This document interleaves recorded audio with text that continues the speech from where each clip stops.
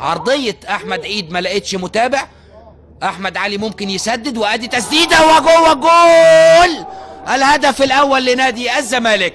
تسديده كانت من حماده طلبه بشكل اكتر من رائع، فاجئ بيها الجميع اللاعب حماده طلبه عشان يسجل الهدف الاول مع حلول الدقيقه 15 من عمر الشوط الثاني، لتصبح النتيجه تقدم نادي الزمالك على الداخليه بهدف دون رد.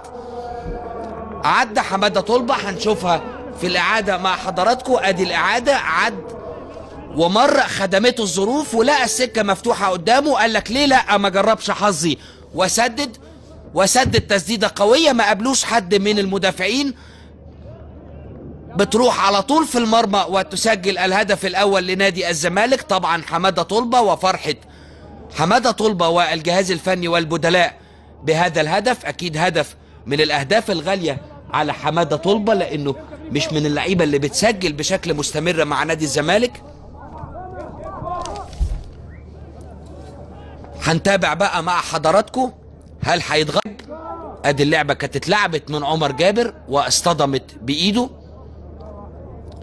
كان ايضا كنا بنتكلم قبل اللعبه اللي فاتت وبنقول على ان فريد شوقي ايضا تسبب معاه ايمن حفني في الانذار، وانذار لقطاوي. كابتن علاء عبد العال، ادي واضح يعني الصوره واضحه تماما في اللعبه اللي فاتت. ركله الجزاء، لكن بات لنا يعني بانت لنا جدا في الاعاده.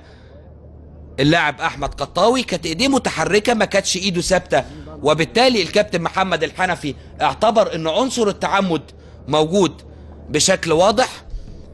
هنشوف ركله الجزاء، هل هيكون نادي الزمالك فيها مع موعد مع الهدف الثاني، ام ينجح احمد فوزي في ترك النتيجه كما هي، تقدم نادي الزمالك بهدف دون رد.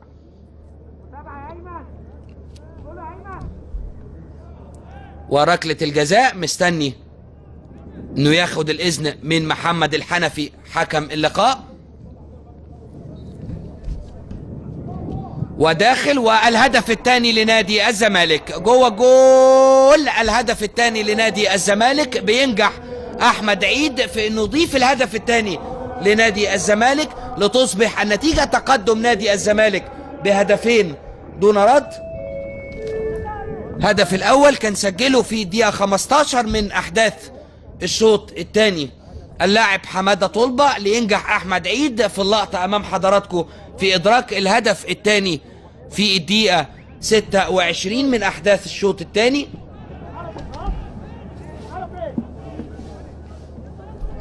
الجيم رغم